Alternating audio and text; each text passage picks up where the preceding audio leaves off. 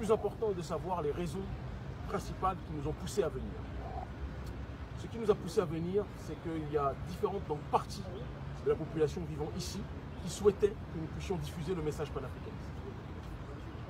La première partie, c'était évidemment, comme je l'ai dit, les étudiants d'Afrique subsaharienne qui se sentent plus que jamais concernés par le message que nous tenons et qui voulaient que nous puissions diffuser un message de fraternité et surtout un message de justice pour alerter l'opinion publique sur les conditions de vie qui sont les siennes, qui sont les leurs, excusez-moi, dans cette région.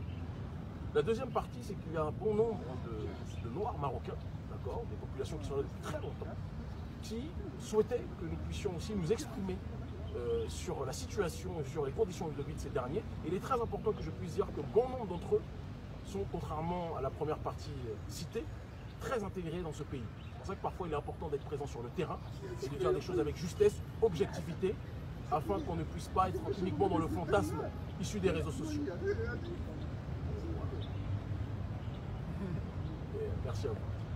Et donc, bon nombre de Noirs marocains sont beaucoup plus intégrés, même si certains d'entre eux m'ont dit évidemment que dès lors que vous avez la population noire dans tous les pays du monde, vous êtes sujet à un certain nombre évidemment parfois de problématiques. Mais leur traitement et leur situation est très différente de l'immigration économique des Africains subsahariens. C'est très important de le dire. Il y a beaucoup plus d'intégration à leur sujet, beaucoup plus d'intégration chez les Gnawa, même s'il existe encore des spécificités et des éléments dont on doit parler par rapport à leur traitement au quotidien et dont ils ont essayé de nous transmettre des informations sur ce point. Et la troisième partie, ce sont donc les populations, un certain nombre de militants berbères marocains et arabes marocains qui sont dans une dynamique anti-impérialiste, dans la lignée de Mehdi Ben Barka, et qui se sentent plus que jamais, concernés par la démarche qui est la nôtre. Et parce qu'ils se sentent plus que jamais concernés par la démarche qui est la nôtre, il était important aussi que nous venions, parce que nous sommes dans une dynamique panafricaniste. Nous sommes dans une dynamique qui va dans le sens de l'unité de l'Afrique du Nord au Sud, de l'Est à l'Ouest. Cette unité ne pourra pas se faire sans se dire les choses. Quand il y a des choses qui ne vont pas, on doit être capable de le dire. Quand il y a des traitements qui ne vont pas, on doit être capable de les énoncer. Il y a un certain nombre de choses qui ne vont pas par rapport au traitement d'un certain nombre d'étudiants qui nous en ont parlé, africains subsahariens, qui vivent dans des conditions difficiles ici. Mais il y a des raisons économiques et des raisons historiques. Il y a un certain nombre de choses qui ne vont pas par rapport à la dynamique aujourd'hui profondément alignée sur l'oligarchie occidentale dans cette région qui ne vont pas et dont on doit être capable de parler et dont un certain nombre de militants berbères anti-impérialistes marocains nous ont parlé.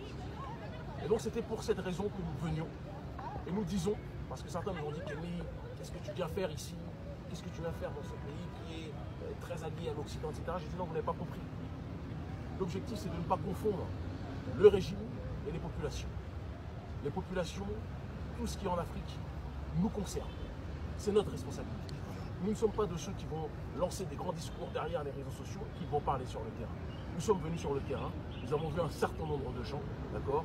Nous remercions la fraternité de tous ceux que nous avons rencontrés, qui se sentent concernés par les problématiques que nous soulevons, d'accord.